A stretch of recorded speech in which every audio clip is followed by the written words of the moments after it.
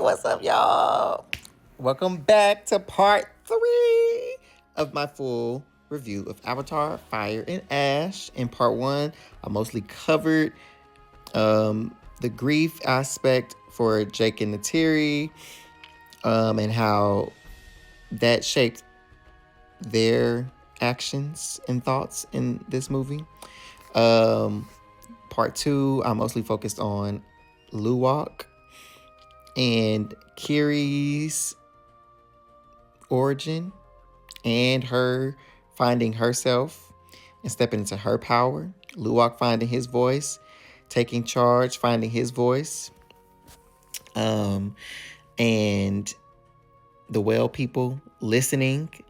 Because how often when we got these elders, that's what the elders of the wells, I'm just gonna call them the wells. They didn't want to listen to the young people. Sometimes we have the elders in our lives that don't want to listen to the young people because the young folks got different ideas that are different than tradition. They got different ways of handling things that may not always be the prettiest, may not always be the most tactful at times, but they're needed. You know, both sides are needed, the young and the old, the experience and, you know, the new ideas are all needed. And I believe that this film showed that you can't win separated. You can't win divided. Together, better together is what this film is trying to show, in my opinion. Through the relationship between the whales elders and the young whale Payakan. And so wrapping up this review series because it's going on too long, longer than what I thought it would. But y'all know I run my mouth, so that's my fault. And if you made it this far, I thank you. I appreciate you. It means a lot. But yeah, so I ended the part talking about how Kiri finally decided, despite at her own peril, during the fight, when the tide started turning against the Water Tribe and all the other tribes that had joined the fight against the humans, when the Ash people started, because the Ash people have guns. Remember I told you in part 1 that Quadris had given them access to fire and guns. And so they are lighting them up and turning them up. And the humans got these machines that are attacking the whales, keeping them herded together so they can't escape and trapping them. And so Kiri connects to the spirit tree under the water. And they told her if she did it again, she was probably going to die. But she did it anyway because Ronal, before Ronal had her baby, she told her, if there's something that you can do, you must do it. So she goes, like I said, she connects to the tree underwater with Spider and Tuk Tuk's help. She's able to get to A.R finally. A.R reveals herself to her. I told you it was this pale, light, lavenderish colored face that was A.R. They gave her access to summon the rest of the ocean to come rescue them. But as this is happening, right, as the tide is turning against the humans, Ronal, she's Saik, the wisdom person, the shaman for the water tribe. She's having her baby, and Neytiri finds her, and she knows she's gonna die. She was injured, and she tells Neytiri to look after her baby. And they had a little something going in terms of like clashing, you know, strong women clashing, different views, different opinions, but they found their resolve, and she, you know, elects to take her baby, even though they had they little issues, but they resolved their issues, right? Jake and Luwak resolved their issues at the end of the day. When Jake got his little leg hurt, his dad was like, I see you. I trust you. We're going to do this together. Because guess who got snatched up while Kiri was underwater doing what she going to? Tuk Tuk got snatched up by Marang's people, by the Ash people.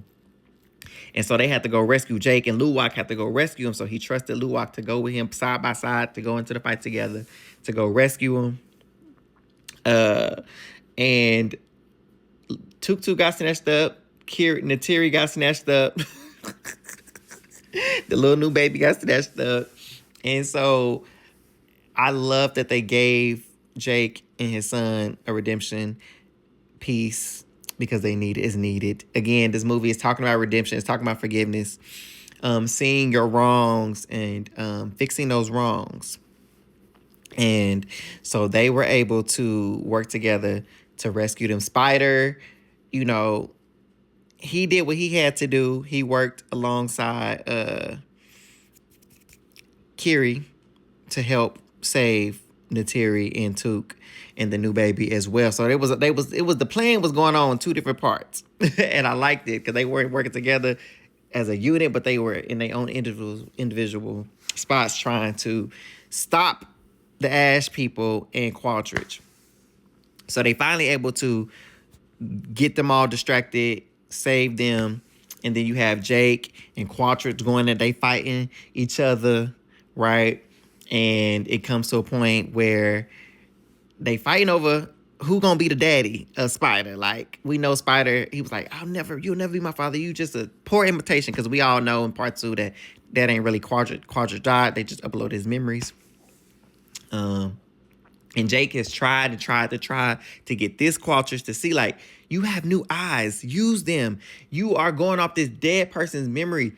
There is so much more to Pandora and the Na'vi people if you would just open your eyes. Use these new eyes that you have. Right? But unfortunately, he was just so spellbound by Marong and what she represented, because she was working that dark stuff over there. Okay. She was doing these other rituals and all type of other things for control. That was controlling the people, cutting them off from AY by cutting their hair, their braids off. She was just into some stuff, okay? But they were a match made in heaven because they was out here. They didn't came to the people. It was too much. But anyways, we're at the end of the movie and they're fighting over Spider, and it comes to a point where Spider almost dies because he falls over the cliff. Qualtridge catches him. Jake gets Qualtridge. They pull each other up, and he makes this self-sacrifice part.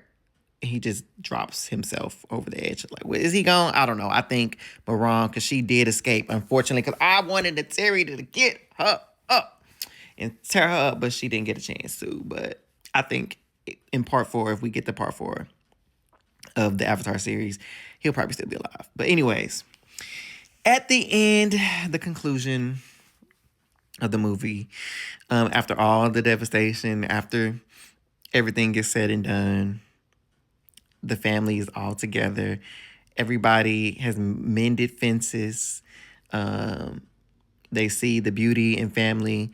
They see that although they've endured this trauma together separately, they finally embraced themselves as individuals, but they've also embraced the power of their family unit, and the way of the Na'vi. And they officially welcome Spider in to the great ancestors where they all hibernate. Well, not hibernate, but like where they all congregate. That's the word.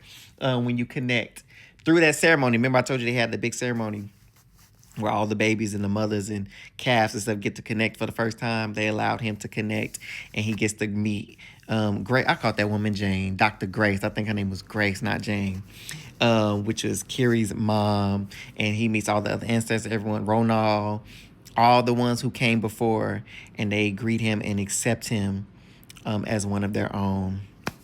And so, y'all, that's my overview. Again, like I said, it was so much action, which I enjoyed because it kept me on my toes.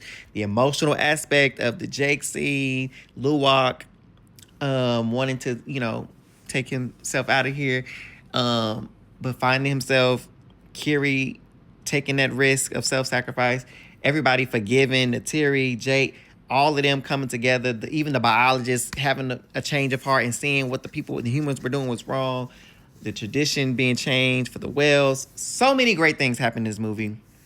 So much great symbolism.